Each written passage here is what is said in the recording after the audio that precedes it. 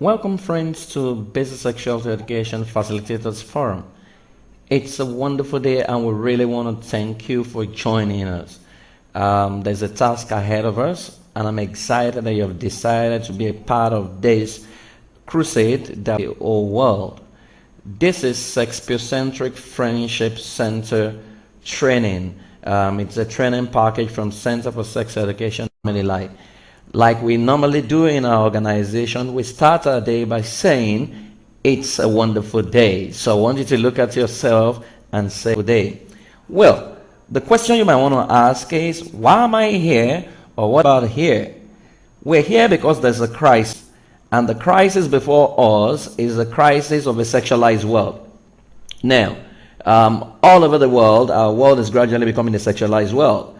There is problems like sexting. Sexting in Nigeria, my country, for example, is between preteens, that is ages 8 to 12. Sexting is a concept where parents give their children a mobile phone and a boy takes a picture of his penis and sends to a girl, and the girl is supposed to take a vagina and sends back to the same guy, okay? And that is spreading like wildfire in a lot of our private schools. You have rape. The tragedy of rape is that boys no longer rape girls as such. More boys rape boys in a lot of our boarding houses.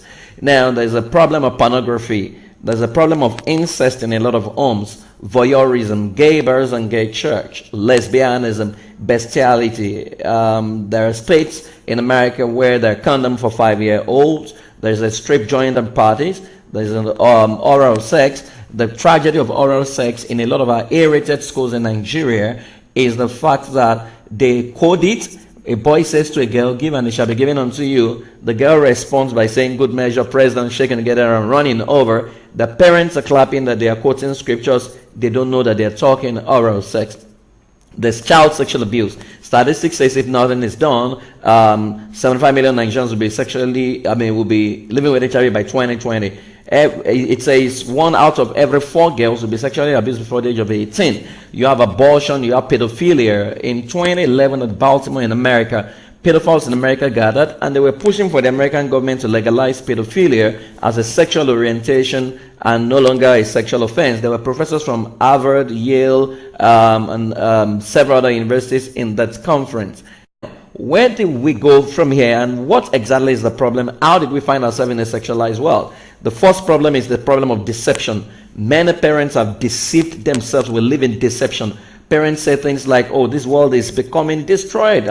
But I ask, when you were a kid, when you were 11, did you receive a love letter? If you received love letter when there was no internet, when there were no mobile phones, what would your children be receiving right now? Okay, so we live in deception. We fool ourselves. Number 2, we live in denial. Every day, all over the pages of newspaper, another child is raped, another child is molested. Parents rub their hands and they say, thank God my child is not involved. Christians say, oh, my child is covered by the blood of Jesus and all kinds of things. So we live in denial. Number 3, we live in a culture of silence. Even when we discover, we keep quiet. Number 4, our priorities is wrong. Parents don't have a personal library on parenting. They don't have books on parenting. A lot of parents are parental illiterate. We don't know what to do and we don't seek for knowledge. We would rather buy clothes and shoes at the expense of material of our children. The question before us is who is to blame? The 6-year-old are sexually active in Nigeria. In the last 9 months of my life, I've traveled to 8 states in Nigeria. I have counseled more 6-year-olds who are having sex than even adults who are having sex. Of a pathetic situation was a mother brought a 2-year-old and 8-month son who tried to have sex with the mother. Okay, she said she tried calling the boy and the boy said, oh, mommy, let me teach you how to do it.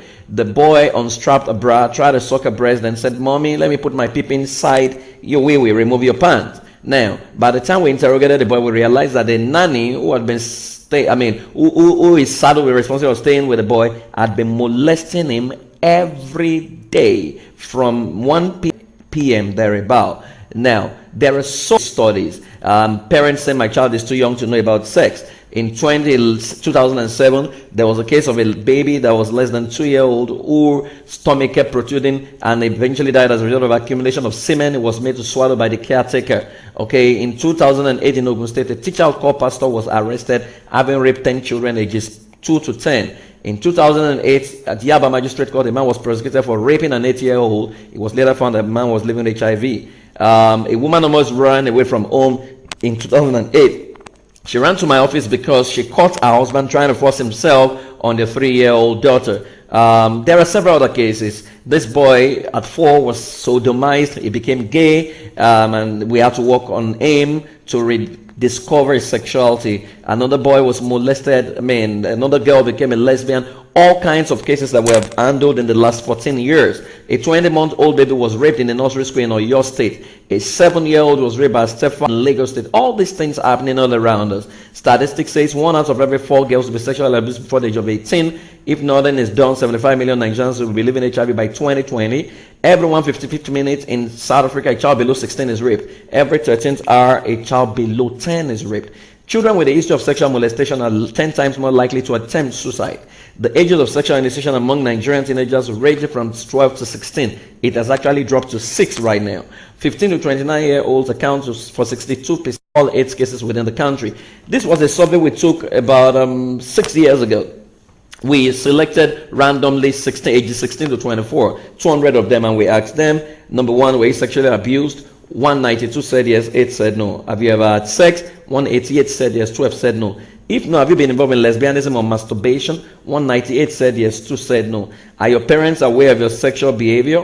1 said yes, 199 said no. I have failed in my effort to quit my sexual behavior. 196 said yes, 4 said no. I learned about sex from my parents or religious organization. 1 said yes, 199 said no. I urgently need help about my sexual behavior. 200 said yes. I've been involved with more than one sexual partner. 192 said yes, 8 said no. I regret my sexual behavior, but I feel helpless. 198 said yes, 2 said no. Last question. My parents failed in their duty towards my emotional life. 200 said yes.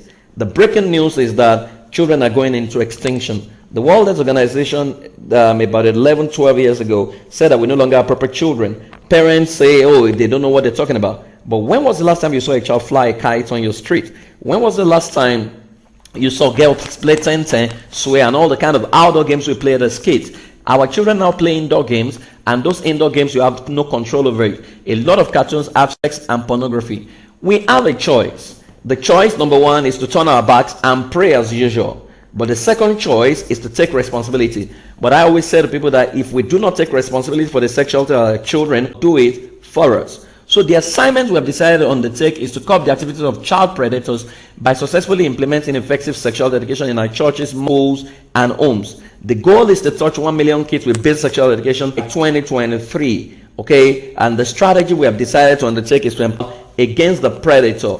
When we talk about basic sexual education, there are various stakeholders, from the family to the schools, to government, to religious organizations, traditional rulers, media, showbiz,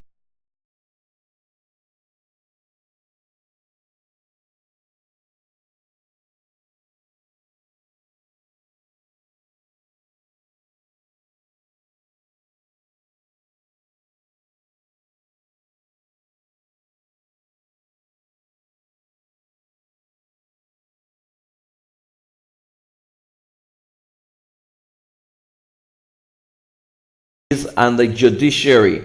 Now, our strategy is to set up sexocentric friendship centers, or what I'd love to call super kids club, in a lot of our homes. What that means is that you will volunteer your time. You can volunteer your home, or if you have a hall, an open place you can use in the neighborhood, you can volunteer yourself twice a month. We will provide all the materials you will need, okay, to teach children in the neighborhood basic sexual education. No child is free until every becomes free. So what we're trying to do as at the level of Center for Sex Education and Family Life is to have those forums where on every street, you will take responsibility. Children will learn. The greatest strength of the predator against a child is ignorance. They know the parents will never teach anything, and that's why we need to take it upon ourselves. Government may not do it, religious organization may not do it, parents, we are the ones that need to take responsibility. I hope you will love to be a part of us. Now, the question you might want to ask is, who are these people? We're a Center for Sex Education and Family Life. We're a not-for-profit organization. Our mandate is to raise a sexually pure generation and build the most desirable marriages. Okay, this was started by my humble self, Praise Forward, and in the last 10 years thereabout, we have worked tirelessly towards raising youth with high moral standard through various projects such as Gold in the Slum, Uncommon Man Network, sexuality workshops, friendship centers, and all kinds of things. And we have testimonies. Our vision is to assist people in all nations build a successful family life, where successful family life means a childhood that is void of sexual abuse, a wholesome marriage, effective parenting, healthy individuals that can contribute their quota to the society. We run our project under two core programs. We have what we call the Sexpiocentric project, which is where the friendship centers lies, the Uncommon Man Network, basic sexual education, and anything that involves sex. Then we have the Lovebirds project, which is the marital part, which is desirable family life. In our organization, we have our core values, and we expect every volunteer to adhere by these core values. Number one is passion, which says we'll go the extra mile. We will not wait on the government. We will take responsibilities. Empathy. We appreciate and understand the situation of all people who deal with us. Capacity. We work hard to be the best at what we do. We will improve every time. Creativity. We are originators of innovative solutions. Honor. We promote and encourage respect for all human relationships and integrity. We constantly strive to align words and action. Now, the Friendship Center basically was something that I tried to do in Ajegunle years ago. We did a pilot project and we were able to arrive at 66 centers on 66 streets in Ajegunle, where young people were gathering every week to talk about their sexuality and get help about various sex. Okay, and that's what we're trying to do right now. Now, for this first phase of this assignment, our centers, we're going to divide them into about 3 different centers: ages 3 to 10, ages 11 to 18, ages 19 to 25. The first set we're starting with are the young children. We know if the foundation be destroyed, there is nothing we can build on it when the child has eventually grown. That's why the formative years is so critical. We're going to be concentrating on them, especially ages 3 to 18. Okay, but we're kickstarting with ages 3 to 10. Our core focus is, like I said, is ages 3 to 18 because that's the generation we can effectively build and mold. Okay, so kindly feel free to indicate the age range you are most comfortable with, but we would prefer people who will take responsibility for ages 3 to 10 right now. What are your roles as a volunteer? Number 1 will be to facilitate. You will run the center meetings and teach every child in your center based on the general curriculum that will make available online on our website.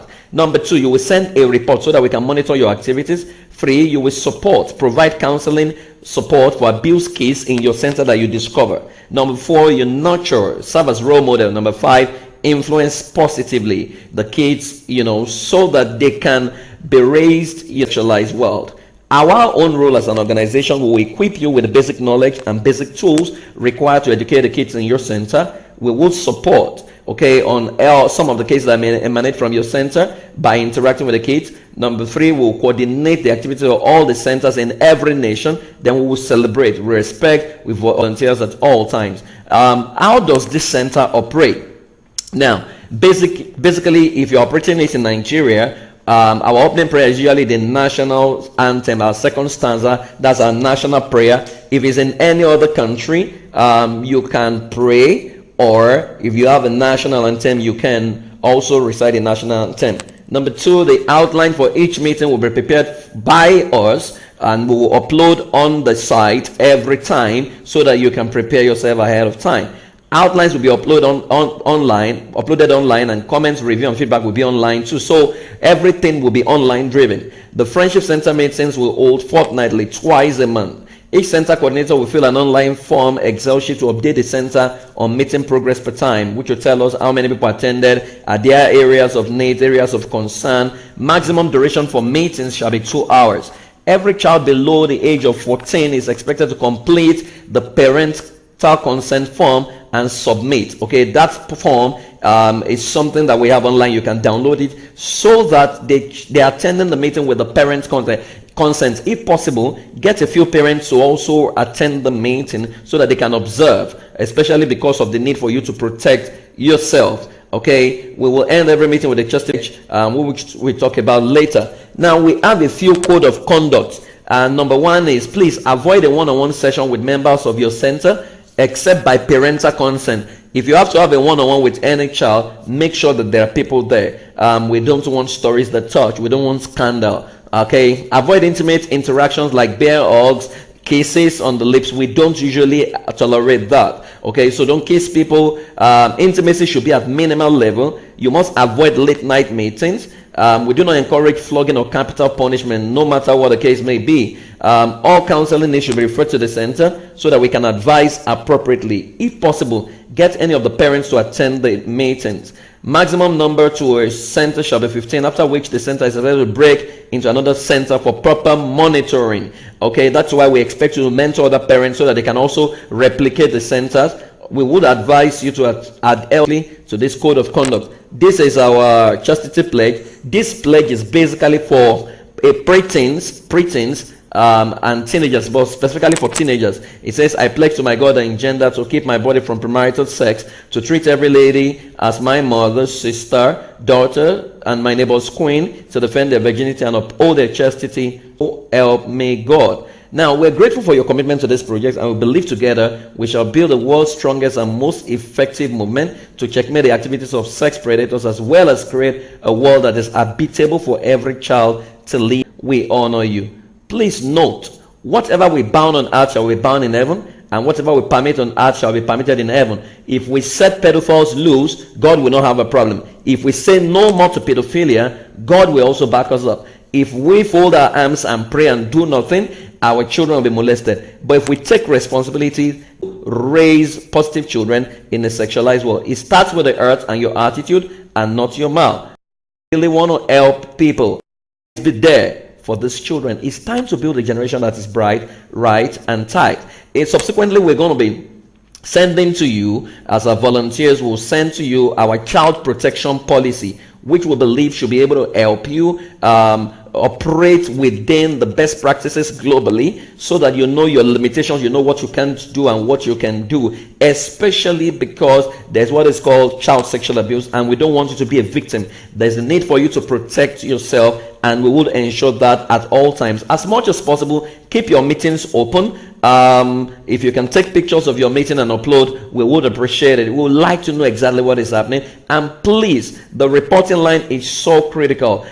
For those of you in different areas, we will soon introduce you to your team leaders so that we can monitor. The structure is such that, you know, we will have different cadres of leaders so that we can properly monitor it. The goal is for us to have about 1 million centers, you know, within the next 10-20 years thereabout. We believe this is possible, and please know that you can do this in any country of the world. It can be done. Our goal is to touch every country of the world and set up these centers and fill the world with the right knowledge about sexuality, even as the waters covers the sea. If we don't do it, the media will do it, the music industry will do it, and they will teach our children what we may not be proud of. And please, there is the need for us to live as role models as well, because children learn faster from what than what you see. The future is ours. Our success is signed,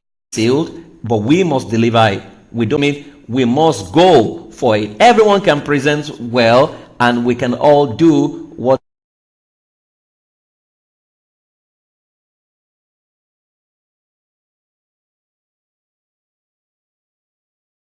but you must believe that you can. To him that believe, all things are possible. If you can, then you will. My name is Oladimeji Praise Fowe. Always remember, if we all take responsibilities for at least 10, 15, 20 children on our street, we would have totally created an entirely new generation. If we keep quiet, our parents kept quiet, and our world has become a sexualized world. If we keep quiet, our world will become an homosexualized world. A lot of kids are becoming gay. A lot of teenagers are becoming gay right now because we have not done anything. I mean, one philosopher said, evil thrives when good men do nothing. Are you a good man? Are you a good parent? It is time to do what is right. Please get your homes ready. Send letters around. sensitize all your friends. Let them bring the children. Let them even attend themselves. Everything you need will be online. Of course, you know the website www. Sexandfamilycenter.org, www.sexandfamilycenter.org. Okay, once you get on the site, you can see SFC. If you click on SFC, everything you need will be there. You will be able to navigate easily. It will tell you everything you need to do, and you can fill the form online. You can tell your friends and sensitize them as well about this. This is a project we must all do. No one gets paid for doing this. But I mean, it's time to make history. Let's do this together. Let's save our world. Let's heal the world. Let's create a world that is habitable for our children to live in. And I'm sure God would have been proud of us. Thanks so much for joining us in this campaign to rid our world of child sexual abuse. Yes, we can. And I always say, it is better to build a child than to be trying to repair an adult, says a philosopher. We can do it. We can make this happen. It's our time to make history. It's our time to protect our children. It's a time to empower every child. I believe we can. I can't stand it when another child is being molested or when another girl is raped. We can protect our children by empowering them with requisite information. I believe we can do this. Thank you very much for joining me, and thanks so much for sharing your time and your life. I know God will bless you, God will prosper you, and your own children will not be a victim of child sexual molestation.